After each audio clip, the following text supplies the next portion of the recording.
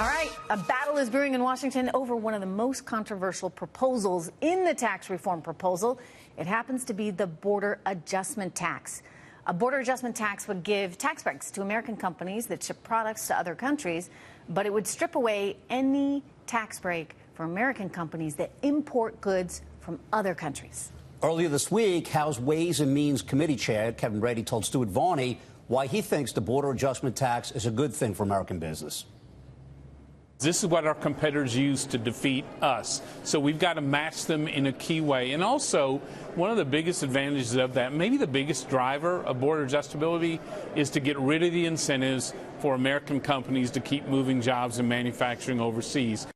All right, we're back to Steve Forbes and Grover Norquist. Steve, I saw you shaking your head. You don't like the idea of any of these border taxes. What is your fear? Those are the lamest excuses I've ever heard for a tax increase. It's a 20% sales tax, going to hit the very people that elected Donald Trump, raise the price of gasoline for millions of motorists by 30 cents a gallon, car up $2,500, a 20% sales tax. They don't need to do it.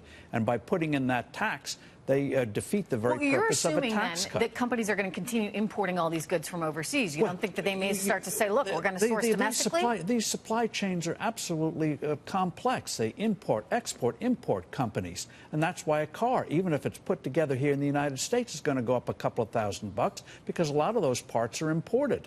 And so it's a ridiculous tax. And the idea that it's a level playing field, just because the Europeans shaft their own people by having a high value-added tax, super sales tax, we're supposed to imitate their bad habits. I mean, and you're assuming all of these costs are going to get passed on to the consumer? Of course they are. They always do at the end of the day. Now, Grover, you take the opposite side on this. You actually think the border adjustment tax is a good thing in terms of overall tax reform. Why do you like it? Well, two things, because it's part of the overall tax reform package. It's a border adjustability. It's just a normal corporate income tax. It just becomes border adjustable. It's not a new tax. It's a part of the corporate income tax.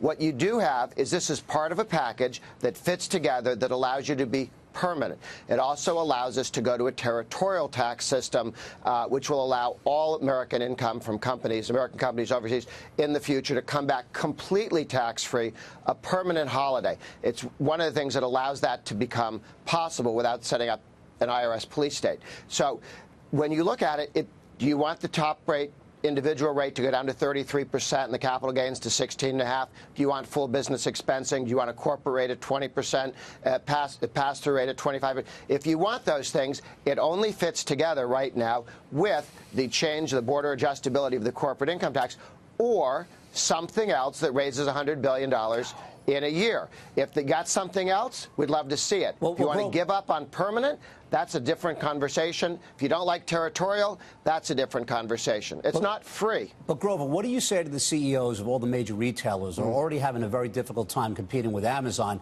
They say if this happens, it's basically going to be, lights out. There won't be any stores and malls anymore, and retail shops are going to have an incredibly hard time, making any kind of margin. What do you tell them?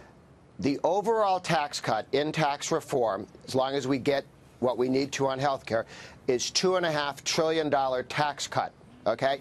Now, there's $1 trillion, there's over a decade, $1 trillion in the border adjustability of the corporate income tax. So it's a $3.5 trillion tax cut with the border adjustability attached to it. It is a massive tax cut. And all of those retailers pay all those other taxes. The idea that the border adjustability is the only tax on consumption is kind of silly. All taxes are taxes on consumption. Because people are smart. Companies are smart. And if I'm a retailer and I have a big chunk of my business online, you know what I'm doing? I'm moving out of the country. I'm moving out of the country because that way I could send those goods to the U.S. and an individual consumer could buy them. I was shopping online the other day, and I bought a dress. Turned out this thing came from China, literally from China. They mailed it from China to me, and I thought, if you're a retailer, do we run that risk as an economy? A lot of these online sources will just move out. Yeah, this is an untested tax. No other country's done it. So you'd have to also factor in what other countries are going to do in response to this thing.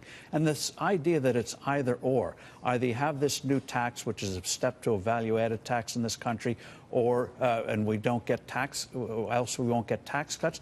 Do the tax cuts. $100 billion a year over 10 years. We can't afford to do that to get this economy moving. It's ridiculous. The one fear in all of this, right, is that the American worker is being left behind. And we need to do something to stimulate the American economy, especially when it comes to manufacturing. So is there a way, that's the goal of this in part, right, to stimulate domestic activity. Is there a way to do this where we can penalize in some way, shape, or form, companies that are using all these resources from abroad while rewarding ourselves? Why are we penalizing companies that make things here in America? BMW is going to be turning out 300,000 cars in South Carolina. They import a lot of those materials. 100,000 are sold here, 200,000 are exported. Why are we going to muck those supply chains up? You don't have to do it. And a little bit of spending restraint in Washington would also go a long way. I want to say thanks to Grover Norquist and Steve Forbes. Thanks for joining us here. Thank you.